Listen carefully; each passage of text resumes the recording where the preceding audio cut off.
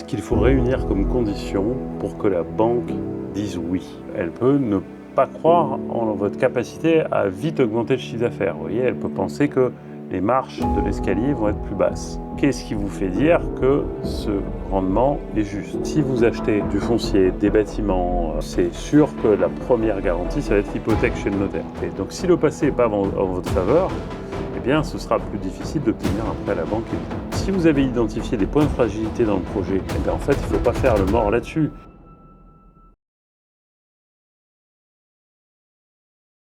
Bonjour et bienvenue dans cette nouvelle vidéo. Je suis Laurent Bérisy, fondateur et gérant des éditions AgriLearn. Aujourd'hui, on va regarder ce qu'il faut réunir comme condition pour que la banque dise oui. C'est parti pour obtenir un prêt à la banque. Alors, premier élément à avoir en tête, c'est que la banque, elle va s'appuyer sur des éléments objectifs, factuels, et sur des éléments subjectifs qu'on verra dans un second temps. Dans les éléments objectifs sur lesquels elle va s'appuyer, on va dire que c'est des éléments qu'elle peut vérifier. Et donc, le premier élément qu'elle peut vérifier, c'est la rentabilité de votre projet. La rentabilité de votre projet, donc pour ça, elle va aller regarder votre prévisionnel économique. Et dans le prévisionnel économique, elle va regarder des critères clés. Je vous ai mis quelques-uns des critères clés qu'elle peut aller regarder. On va voir notamment déjà le chiffre d'affaires que vous allez réaliser et la vitesse d'évolution de ce chiffre d'affaires. Premier point qu'elle peut dire, c'est si vous partez de zéro, elle peut ne pas croire en votre capacité à vite augmenter le chiffre d'affaires. Vous voyez, elle peut penser que les marches de l'escalier vont être plus basses, que vous allez aller moins vite que ce que vous prévoyez. Notamment, on verra par rapport à l'étude de marché qui est le point suivant. Ensuite, elle va aller regarder un des principaux critères de la rentabilité qui est l'EBE et son ratio qui est l'EBE sur produit. Donc là, elle a des références en tête, évidemment, en fonction des productions. Plus vous êtes dans une production qui est peu connue de la banque, plus ces critères sont difficiles pour elle.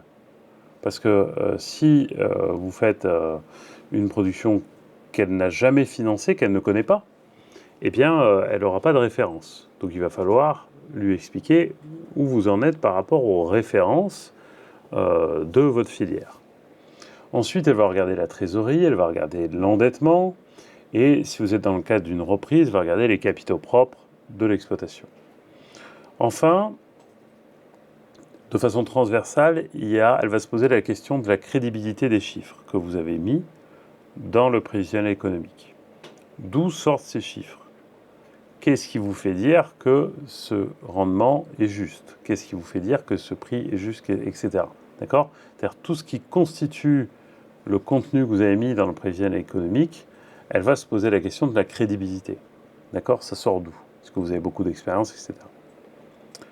Enfin, ça c'est la partie rentabilité. Dans la vérification, il y a un autre pendant qui est le marché. Et donc là, elle va aller regarder la cohérence de la stratégie globale et notamment l'étude de marché, c'est-à-dire à quelle clientèle vous adressez, quel prix vous allez pratiquer, est-ce que vous arrivez dans un environnement où il y a beaucoup de concurrence ou pas.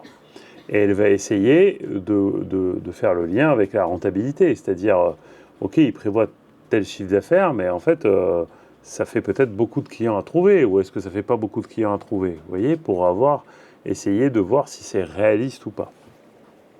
Donc ça, c'est les deux points, j'allais dire, de vérification qui sont alors factuels parce que ce sont des données chiffrées, mais qui sont sur des données chiffrées d'hypothèse du futur. Ensuite, évidemment, elle va regarder les garanties que vous allez proposer. D'accord? Ou si vous ne les proposez pas, qu'elle va pouvoir prendre. Donc dans les garanties, on va avoir l'hypothèque. Donc on va avoir la caution, on va avoir l'apport personnel, on va avoir est-ce que vous avez du patrimoine privé ou pas. Est-ce que elle va regarder si vous êtes en couple, si dans votre couple l'autre personne a un revenu extérieur complémentaire qui permet de bien vivre ou pas les premières années, vous voyez, et puis le montant de sa rémunération, de son revenu extérieur, peut influencer aussi son choix. On peut aussi utiliser, si vous ne pouvez pas faire une caution personnelle, ce que je ne vous conseille pas d'ailleurs, parce que la caution c'est quand même quelque chose qui est très engageant, hein, voilà, on peut avoir aussi des fonds de garantie des banques. C'est-à-dire que les banques ont des filiales dans lesquelles en fait on va pouvoir aller contre une somme, c'est-à-dire vous allez payer un fonds de garantie, et si il y a un problème, c'est ce fonds de garantie qui va être actionné. Il peut y avoir également des structures économiques locales, je pense à France Active, mais pas que, hein, il y en a d'autres, qui peuvent proposer en fait des garanties également, et des fois même des prêts à des taux intéressants. Donc les garanties, ça va souvent être un mix de tout ça. C'est-à-dire que si vous achetez du foncier, des bâtiments, une maison, etc., c'est sûr que la première garantie, ça va être l'hypothèque chez le notaire. Donc ça coûte cher, mais c'est le plus rassurant pour la banque. Si vous avez de l'apport personnel, peut-être, un revenu extérieur, peut-être qu'elle ne va pas vous demander de caution. Vous voyez. Si vous n'avez pas d'apport personnel, pas de patrimoine privé, pas de revenu extérieur, si c'est des petites sommes, on va pouvoir faire appel à des fonds de garantie de la banque. Mais si c'est des grosses sommes, elle risque de vous demander une caution. Voilà. Donc caution, faites attention, hein, c'est qu'elle va aller chercher sur votre patrimoine privé. Voilà, donc les garanties, c'est quelque chose auquel il faut penser quand vous allez arriver auprès de la banque. Il faut avoir en tête, dans tout ce panel de garanties, sur quoi vous pouvez aller. Ensuite, il y a un élément qui est plus, la vérification, c'est plus lié au futur, c'est-à-dire la prévision, c'est du futur, ce qui va pouvoir se passer dans le futur, mais il peut y avoir des éléments de votre passé, c'est-à-dire de votre histoire. Et notamment, s'il y a une ferme familiale, c'est-à-dire vous prenez une ferme familiale, elle va aller regarder les comptes professionnels de cette ferme. Si vous avez des comptes personnels, que vous êtes dans la banque dans laquelle vous allez vous installer, elle va regarder comment vous avez géré vos comptes personnels jusqu'à présent. Est-ce que les comptes personnels, déjà, ils sont bien gérés? Si les comptes personnels, je vais prendre l'extrême, vous avez déjà été interdit bancaire, elle va se dire, s'il a déjà été interdit bancaire sur des comptes perso, je ne vais pas lui prêter au niveau professionnel, c'est pas possible. Si vous avez une entreprise déjà, mais même hors agricole, elle va regarder comment vous avez géré cette entreprise, d'accord? Et évidemment, la situation de votre conjoint va jouer. Donc vous voyez que la vérification, du coup, elle le fait sur le futur, mais elle va le faire aussi sur le passé. Et c'est toujours plus facile pour une banque de s'appuyer sur le passé que sur le futur. Pourquoi ? Parce que le passé, c'est ce que vous avez prouvé. C'est ce qui s'est passé déjà, c'est la réalité, c'est une réalité vécue. La prévision économique, c'est hypothétique. C'est ce que vous pensez que vous allez réussir à faire. Alors que l'histoire, le passé, c'est ce que vous avez déjà fait. Donc si le passé n'est pas en votre faveur, eh bien ce sera plus difficile d'obtenir un prêt à la banque, évidemment. Enfin, dernier élément qui va être un élément plus subjectif, c'est la bonne impression que vous allez réussir à faire. Et oui, parce que finalement, la personne qui prend la décision, au moins au niveau de l'agence de la banque, ça va être un humain quand même. Après, si vous empruntez des montants élevés, peut-être que même le directeur ou la directrice de l'agence n'aura pas la main et ça va partir plus haut, dans des échelons plus hauts au niveau départemental ou régional. Et là, il y aura un peu plus d'éléments, non humains qui prendront la décision avec plus de ratio que d'humains.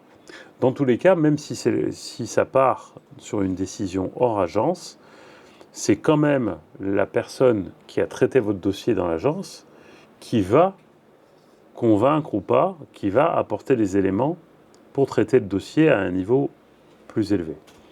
Donc là, la bonne impression que vous allez faire, ça va être essentiel. Donc il va falloir expliquer votre projet, évidemment, mais aussi mettre en évidence les atouts de votre projet et les points de vigilance. C'est-à-dire qu'il ne faut pas passer sous silence les points de vigilance. Si vous avez identifié des points de fragilité dans le projet et que vous avez imaginé des solutions pour faire face à ces points de fragilité du projet, eh bien en fait, il ne faut pas faire le mort là-dessus.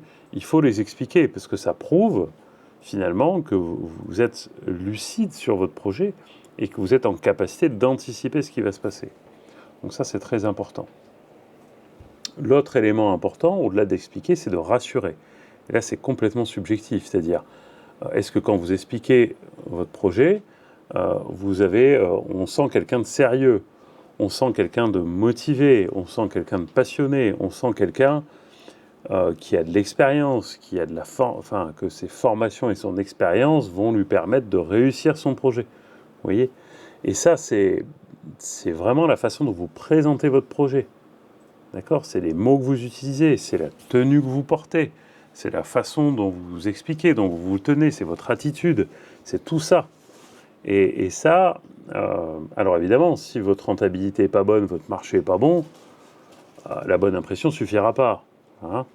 Par contre, si la rentabilité est bonne mais pas exceptionnelle, le marché est pas mal, les garanties sont pas mal mais pas exceptionnelles, et vous pouvez peut-être faire la différence avec la bonne impression.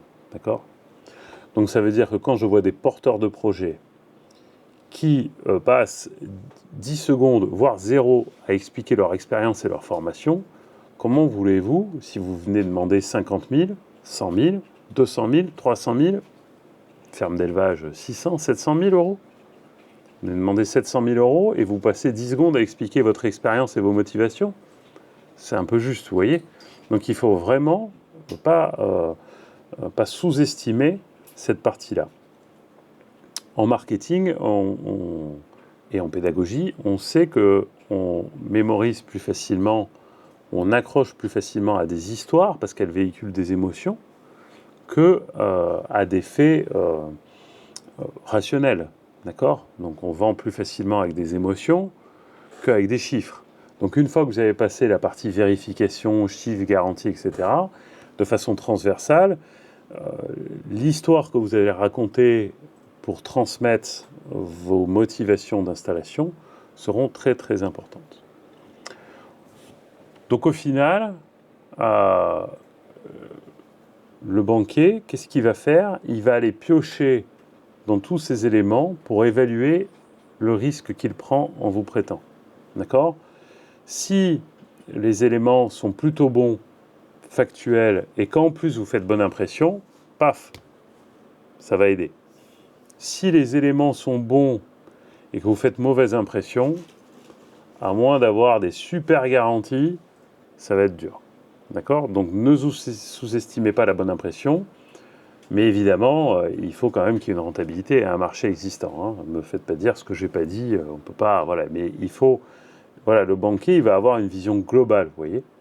Il va vraiment regarder à la fois votre histoire, le budget familial, les garanties, le marché, la rentabilité, et est-ce qu'il vous sent bien ou est-ce qu'il ne vous sent pas ? Et là, vous avez une grosse carte à jouer. Voilà pour cette vidéo sur l'obtention du prêt à la banque. Évidemment, dans la présentation de vos besoins à la banque, c'est-à-dire de ce que vous voulez emprunter, je vous renvoie vers la vidéo qu'on a faite sur préparer un plan de financement solide, où là on aborde les objets, les durées, les taux, les assurances, les différés, pas les différés, etc. Tout ça c'est expliqué dans le détail. Et en attendant, si vous voulez télécharger ce visuel comme d'habitude, vous allez dans la description sous la vidéo. À très vite.